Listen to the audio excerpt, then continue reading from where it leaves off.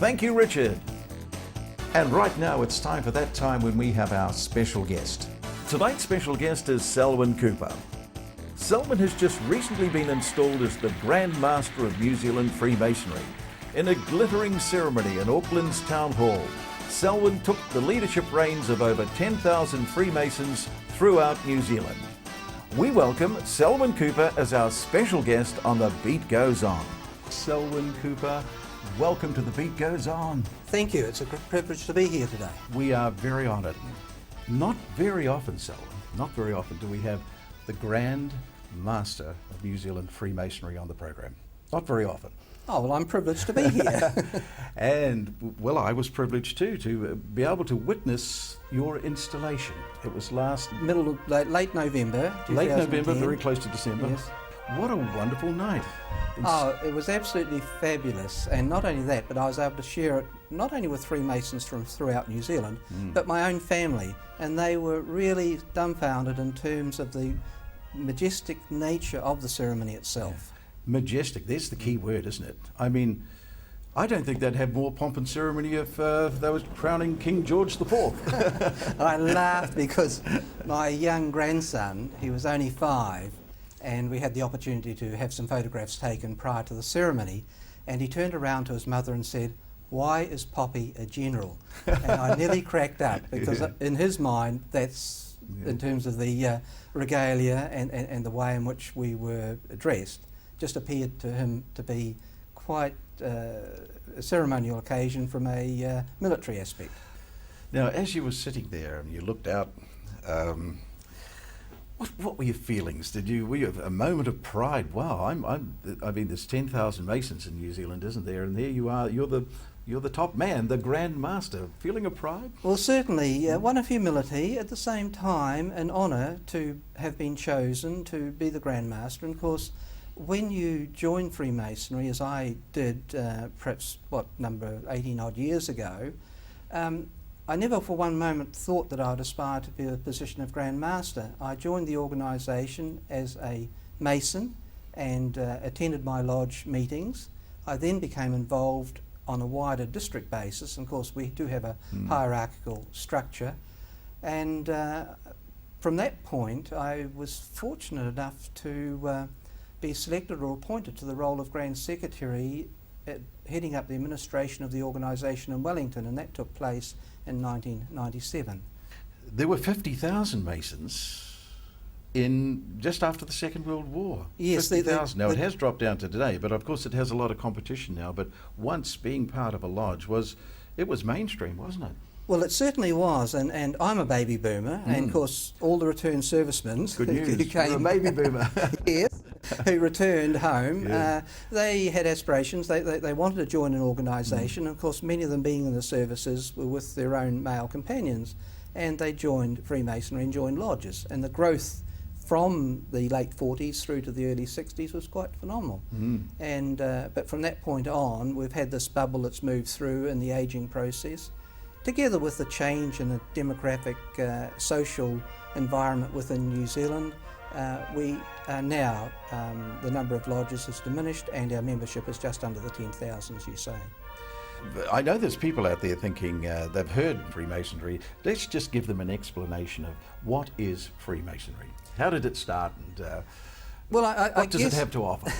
It has a lot to offer, Yeah. and of course its origins of Freemasonry really go back to the age of the craftsmen, the stone masons, yes. And they formed themselves into guilds, I guess lodges in a sense, in that from the protection of their own kind, they worked on buildings and they actually lived on site for many, many years. In fact, there might have been 1, 2, 3 generations of family workers that worked over that period of time. Many of the cathedrals are indebted to those particular craftsmen. So the philosophy of the craft and the guild is retained, but not the actual. Nobody actually ever gets out a hammer and starts chiseling Not stone. today. Nothing like that. It's symbolic. Yeah, and symbolic. of course, when you come through to the modern era, certainly in the early 1700s, in the formation of the home unions and the Grand Lodges in England at the commencement, and then Ireland, Scotland, followed by other European countries, then that's the modern Freemasonry. And then the craftsmen or the Freemasons were known to be speculative as such. But they used the symbols of the ancients in terms of maintaining that as part of their objectives, what they understood by it as their principles, and maintaining a lifestyle. And so often you hear the term the square used upon the square, and we should maintain our conduct there, or we work within due bounds of the compass. Their secrets and their thoughts were able to be expressed within a group of like-minded men.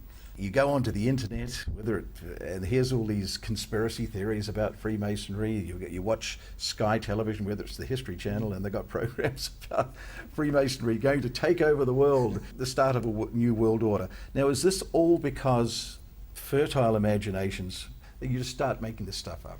I guess you're right there. I have heard that statement. And of course, when you look at authors like Dan Brown and the plots that he's been able to weave around his books, then there is that theory, and individuals think, well, what is behind that? But as an organisation, we do recognise and we do understand our fellow members, and we have means of being able to identify them. But that's no different to a scouting movement. Yes. In the same way, you identify your fellow scouters, but there are no secrets as such. We have identification and we have our ceremonial side, but all aspects of our is open.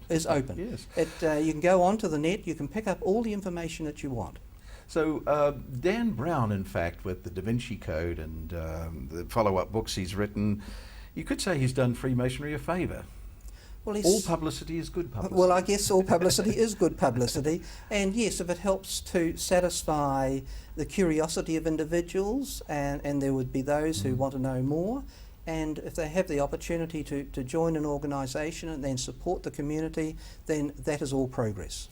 There's that one side, but here you are carrying out masses of charity work in New Zealand. I mean, you really are into the charity work, aren't you? We certainly are. In terms of our charitable giving, Freemasons, with their Freemason scholarships, are probably the most prestigious scholarships across mainstream universities for tertiary, for undergraduate third-year students and or postgraduate, and they are certainly well sought after. When you're telling me this now, all the good work that you're doing, it's never as sexy as the fact that you're going to take over the world.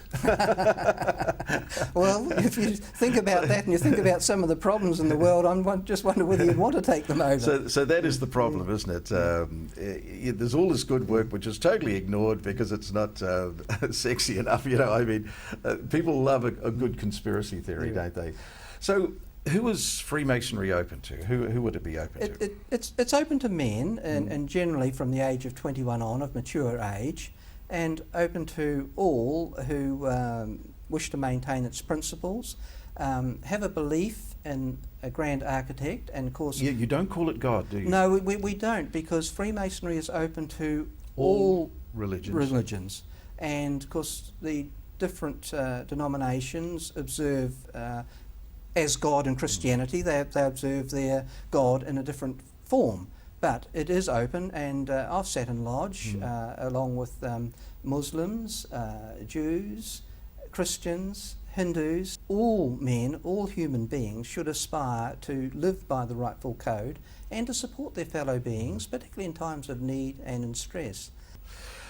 Selwyn, great subject, but we haven't got all the time of the world. We've only got 15 minutes, so I've got to say, if you were listening to this and said, I'd like to be a Freemason, what's the pathway to becoming a Freemason right throughout New Zealand? What's the first thing you can do? Of course, go to the website. Well, first to the website and go on to click onto the Freemasons website, freemasonsnewzealand.co.nz. Yes. And at the same time, that will enable you to check where local lodges are within the phone book. You look in the Auckland Metropolitan phone book, the lodges are listed and secretaries are noted, and so it's a matter of just making contact. You welcome all comers. We welcome all comers, yes. and a cross-section... Please come and see us. Yes. A good cross-section, and in fact I think that's what makes individuals more tolerant, where you've got tradespeople mixing with professionals, and to know right across the whole, they represent the spectrum of our community,